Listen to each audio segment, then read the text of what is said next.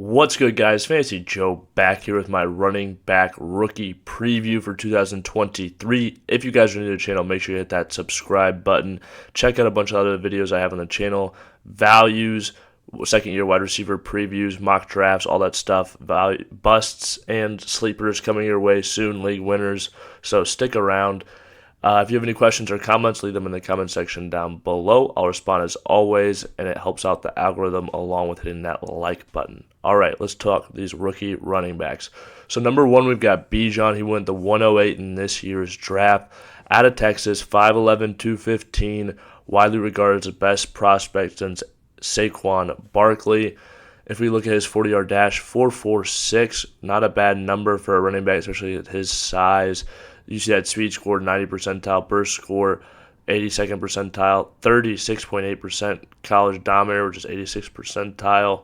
And as we scroll down here, we're going to check out some of his stats, which were absolutely absurd at Texas. Okay, his last year, 258 rushes, 1,580 rushing yards, 20 rushing touchdowns. Rushing touchdowns is a big number because it helps correlate to touchdowns in the NFL pretty well.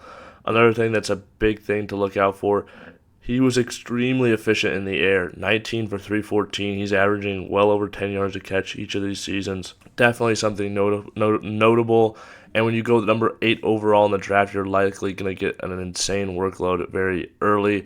Atlanta also has a great offensive line for Bijan. They ran the ball number 2, I believe, in the entire NFL last year. Could be even higher on that list this season with Bijan in town. I think he's going to be an absolute smash draft pick. I'd pick him probably at the 1-0. I have him as my, where would I take him? I think he's well worth of a first-round draft pick. I think there's other guys, it might be safer to take a Nick Chubb or somebody like that, but the upside of Bijan, I think, is extremely high. And like I said, he goes to a good situation. He can catch the ball and should get a ton of work behind a good offensive line. And the draft capital is there where there's no reason not to. And like I said, too, just such a great running back talent. Haven't seen somebody this good in several years. So, yeah, I think he is a smash draft pick in the first round. All right, next up we have Jahmyr Gibbs out of Alabama. Went to the number 12th pick in the first round this year to Detroit. 5'9", 199, a little bit of a smaller running back, but excellent speed. 99th percentile with that 4.36 40, 92% speed score. Really nice numbers. 52nd percentile college dominator, but he was more of a receiving back. I mean, obviously he had rushing yards as well, but heavily utilized in that area. So you can see 93rd percentile in college target share. If we scroll down to his stats, they're pretty impressive at Alabama. He played at Georgia Tech 2 years as well, but his last year at Alabama in the SEC, 151 attempts, 926 yards, 10 touchdowns, and then we see 44 receptions, 444 yards, 465 receiving yards the year before. He's a guy who profiles in the NFL as a great pass catcher, has that elite speed, and when you take him with the 12th pick, another team that has a good offensive line is the Detroit Lions. When you take him with that 12th pick, he's going to be utilized in all facets of the game. A lot of talk about how he's lining up all over the field in camp. I think he's going to catch at least 50 passes as a rookie year. I think he's got a good chance at 60 or more, too. I just think 50 is kind of that baseline. I think he'll get 150 carries. You're talking about 200 touches then for an extremely talented and efficient player. I mean, obviously we haven't seen him be efficient yet in the NFL. I profile him to be extremely efficient with the speed and just the way we saw him run the ball and be a weapon out of the backfield in college at Alabama, in the SEC, the best of the best. But yeah, I was very impressed by Jahmyr Gibbs, and when you have this draft capital, it's very encouraging. Obviously, they do have David Montgomery, so maybe he won't be utilized around the goal line.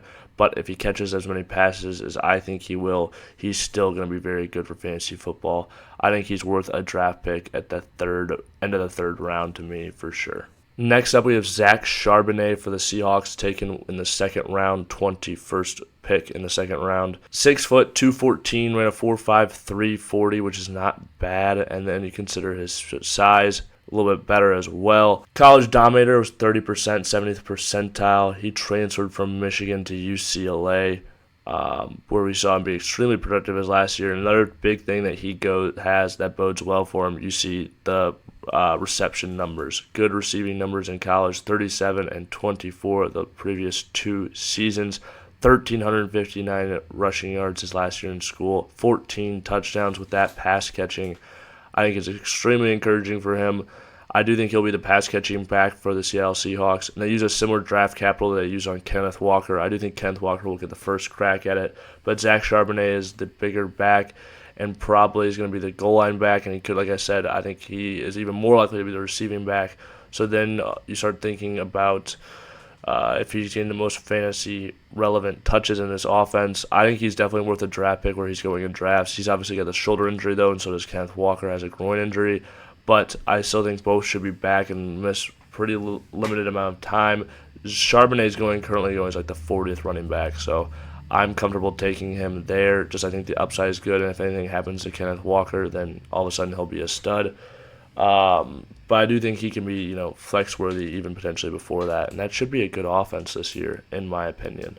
And he was a good running back in college. His tape looked really good, and the pass catching numbers look natural. You can see 93rd percentile target share, 92nd percentile in yards per carry in college.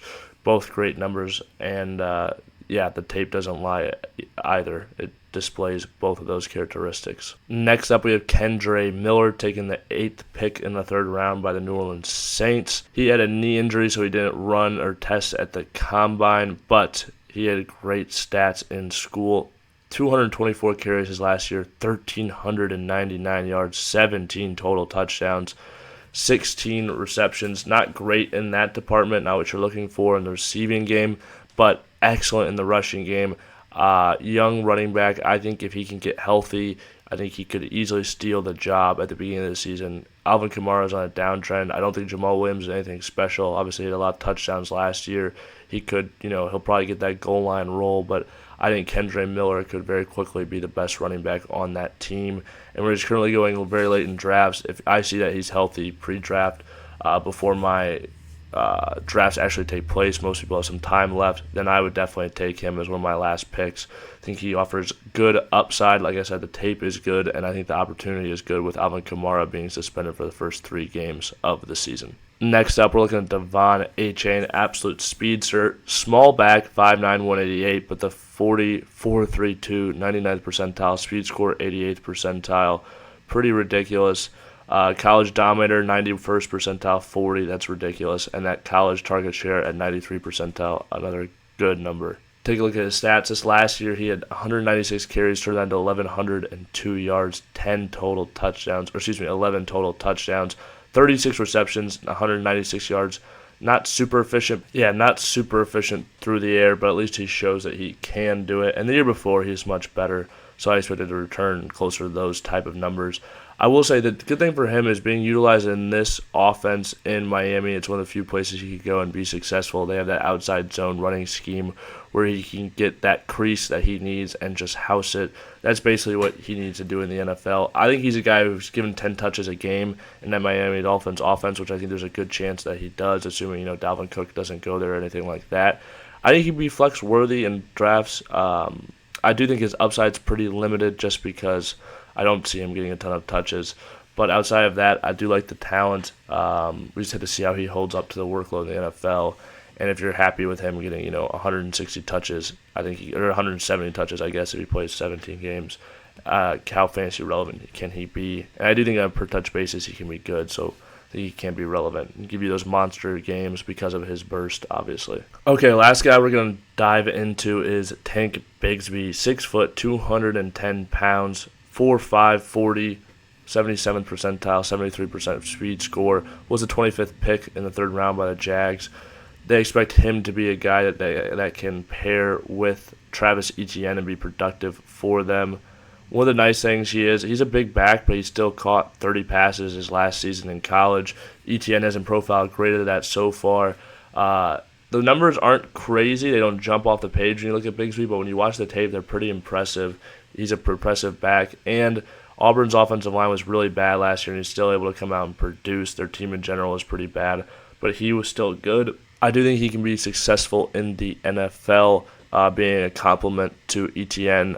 He's going late enough in drafts. I don't mind taking the shot on him, especially if something happens to Etienne. He'd obviously be a guy you can plug in each and every week, be top 15 running back, something like that. But there's a lot of running backs in similar situations to that, but I do think he'll be involved each and every week with Etienne as well. A couple of honorable mentions we'll mention as well. Rookie running backs that are relevant or can become fantasy relevant as the season goes on. DeWayne McBride from Minnesota. He's a 7th round draft pick, but if he potentially could steal a job over Madison, I do have Madison projected to be the guy. 7th round draft pick, just not sure if I want to cast my votes there. Zach Evans, though, 6th round pick for the Rams. Not that it changes a whole lot from the 6th to 7th round, but Evans did look really good to me on tape. He's very athletic. Vision's where he kind of struggles, but I could see him potentially winning that job before the end of the season. Again, these are guys that could, not saying they will, but potential. Another guy, Tyjae Spears, if Derrick Henry goes down, he'll become extremely fantasy relevant. I think he's a solid player.